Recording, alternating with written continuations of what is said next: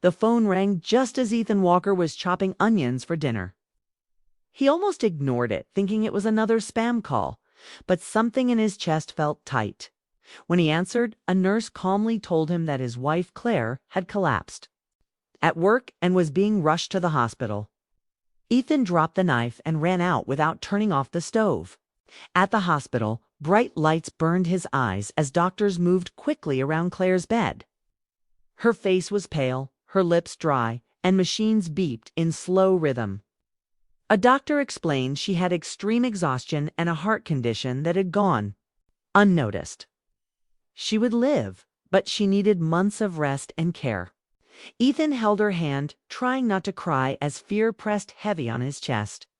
Not long after, Margaret arrived. Claire's mother walked in with strong steps, her coat still wet from rain. Her eyes were sharp, but filled with worry. She hugged Ethan briefly, then went straight to Claire's bedside, brushing her hair gently like she had when Claire was a child. "I'm staying," Margaret said firmly. "You both need help." At first, Ethan felt relieved. He was tired, scared, and confused. Margaret handled the doctors, the medicine schedules, and the paperwork with ease. She spoke with confidence and control. It felt good to have someone who knew what to do.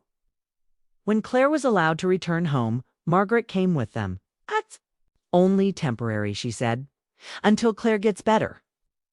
The first few days were helpful. She cooked warm meals, cleaned the house, and made sure Claire took every pill on time. Ethan was grateful. He hadn't realized how much work sickness brought. But slowly, things began to change. Margaret didn't ask what Ethan wanted for dinner. She decided. She moved furniture for better space. She changed the grocery list. She organized the closets. "This house needs proper care," she said calmly. Ethan told himself it was fine. Claire needed peace. This was her mother. But the home that once felt like a shared life now felt like a place run by rules. Margaret woke Ethan early every morning. "Claire needs quiet. No noise after 10, she said. She told him what bills should be paid first. She corrected how he folded laundry. She even suggested what clothes he should wear to work. "Looks more professional," she explained. Ethan smiled politely, but inside he felt smaller each day. Claire was weak and tired. She slept often. When she was awake, she looked distant, lost in pain and recovery. Their talks were short. "How are you feeling?" Ethan asked. "Just tired," she whispered. Margaret was always there, adjusting pillows, handing water, speaking softly. Ethan felt pushed to the side in his own marriage. One night, after Claire had fallen asleep, Ethan walked into the living room and saw Margaret sitting alone on the couch. The TV was off. The room was quiet except for the rain tapping against the windows. She was crying. Real tears rolled down her cheeks. Ethan froze. "Margaret," he said gently. She wiped her face quickly, but didn't hide the sadness. "I'm sorry," she whispered. "I didn't mean for you to see." "It's okay," Ethan said. "What's wrong?" She took a deep breath. "I gave my whole life to my family," she said softly. "I stayed in a marriage where I wasn't loved. I raised Claire alone emotionally. And now seeing her like this, it breaks me. I feel so alone." Ethan sat across from her. "I'm scared too," he admitted. "I don't know how to fix this. I feel like I'm losing her little by little." Their eyes met. For the first time since the accident, Ethan felt understood. From that night on, they talked more. Every evening after Claire slept, they sat in the living room with tea. Margaret shared stories about her youth, dreams she gave up, love she never received. Ethan talked about work stress, his fears, and how lonely the house felt. They laughed, quietly at small memories. The sadness felt lighter when shared. Margaret listened closely to everything he said. "You're a good man, Ethan," she told him once. "Claire's lucky." No one had said that to him in a long time. Days passed. Faster. Margaret always noticed when Ethan looked tired. "You work too hard," she said, placing a cup of coffee in his hands. She asked about his childhood, his dreams, his worries. She made him feel seen. Meanwhile, Claire grew quieter. Recovery was slow. She slept most of the day, tired and distant. The emotional gap between husband and wife widened. One night, Ethan fell asleep on the couch from exhaustion. He woke up feeling something warm placed over him, a blanket. He opened his eyes. Margaret stood there. "I didn't want you to catch a cold," she whispered. Her hand rested lightly on his shoulder. It stayed there. The room was silent. Their eyes met again. Neither of them spoke. The moment felt heavy, filled with feelings neither wanted to admit. Margaret slowly pulled her hand away. "Good night," she said softly. Ethan couldn't sleep after that. His heart raced. He knew. Something had changed. From then on, small moments grew stronger. Their conversations lasted longer. Their laughter became softer and more personal. Their eyes held contact just a little too long. Margaret brushed past him in the hallway more often. Once their fingers touched while reaching for a cup. Both froze. Both pulled back. "I'm sorry," Margaret whispered. "It's okay," Ethan said quickly, though his heart was pounding. They tried to act normal, but the tension stayed. Comfort was slowly turning into something dangerous. One afternoon, while Claire slept upstairs, Ethan and Margaret cleaned the kitchen together. Music played quietly on the radio. Margaret smiled. "You know," she said, "life doesn't always give us what we deserve. Sometimes it just gives us what we need to survive." "What?" Ethan looked at her. "What do you mean?" She hesitated. "Sometimes people come into our lives at the right time," she said softly. The words hung in the air. Ethan didn't respond, but he understood. That night, lying in bed beside Claire, listening to her soft breathing, Ethan stared at the ceiling, confused and guilty.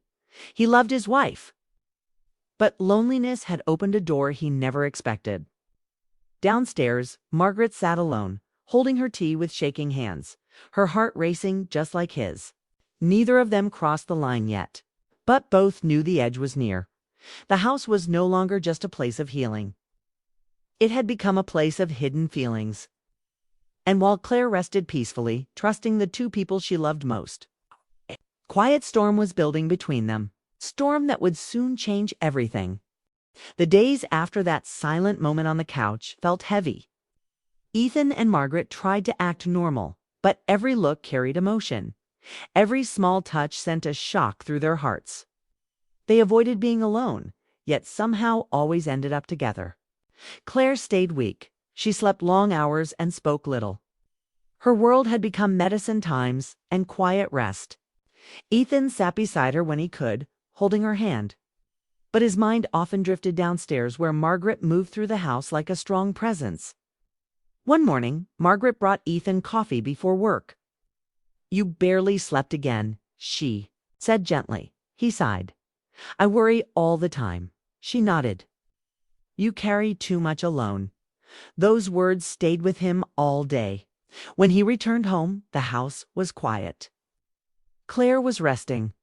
Margaret was in the kitchen, sunlight falling across her face. "I made your favorite soup," she said. Ethan smiled.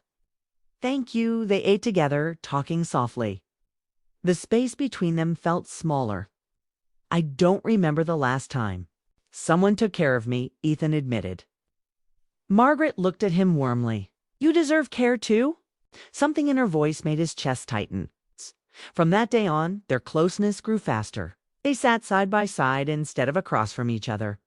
They shared small jokes. They talked about life late into the night. Comfort turned into attachment. Attachment turned into longing. Ethan fought it at first. He reminded himself of Claire, of their wedding day, of the promises he made. But loneliness kept whispering louder. Margaret filled every empty space. She listened, she supported. She noticed everything. One afternoon, rain poured hard outside. The sky darkened early and thunder rolled. The power suddenly went out, leaving the house in silence. Margaret lit candles around the living room. The soft light made the room warm and quiet. Claire was asleep upstairs, unaware. Margaret sat on the couch and hugged herself. I hate storms, she said softly. They remind me of the night my husband left. Ethan sat beside her. I didn't know. I felt unwanted, she whispered. Like I wasn't enough. Ethan looked at her, feeling her pain. I know that feeling, he said. I feel invisible sometimes. She turned toward him slowly. Their faces were close. You're not invisible to me, she said. Their hands touched. Neither pulled away.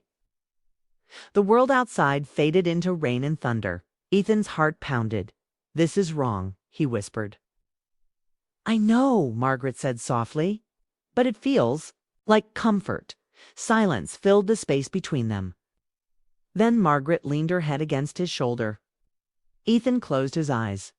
In that moment of weakness, they crossed the line they had been avoiding. Not with passion or excitement, but with sadness and need for warmth. Afterward, guilt hit them both like cold water. Margaret stood up quickly. We shouldn't have, she whispered. Ethan nodded, unable to speak. For the next days, they avoided each other's eyes. Meals were quiet. The house felt tense. Ethan barely slept. Margaret stayed busy cleaning. Both carried shame. But what happened couldn't be erased. They tried to return to normal, but nothing felt normal anymore. Every glance reminded them of their mistake. 1 week later, something unexpected happened. Claire's doctor called earlier than planned. Her recovery was better than expected. She could come home sooner from a short checkup visit. Ethan was in the kitchen when he heard the front door open. He thought it was Margaret, but it was Claire. She stood there holding her walker, smiling weakly. I wanted to surprise you, she said softly. Ethan froze. Claire, you should be resting. I'm feeling stronger, she said. I missed home. Before he could respond, she heard voices from the kitchen. Margaret's soft laughter, Ethan's low voice. Claire slowly walked closer. The laughter stopped. She turned the corner and saw them standing close, hands almost touching again. The room went silent. Mom, Claire whispered. Margaret's face went pale. Ethan stepped back. Claire, it's not what it looks like, but Claire had already seen everything in their eyes. The guilt, the closeness, the truth. Tears filled her face. I trusted you both, she said quietly. You were all I had. Margaret tried to speak. Sweetheart, I don't, Claire whispered. Her voice shook. Well, I was fighting to get better. You were hurting me. The pain in her eyes broke Ethan's heart. I'm sorry, he cried. I was weak. Claire nodded slowly. I believed love would protect us, she said. I was wrong. She turned and walked slowly back to Ward. Her room, each step felt heavy. Neither Ethan nor Margaret followed.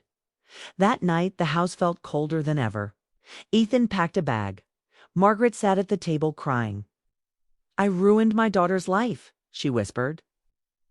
We both did, Ethan said softly. He walked to Claire's door.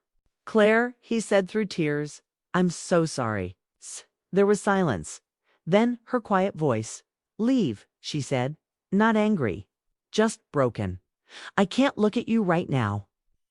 Ethan closed his eyes and nodded. I understand. Left the house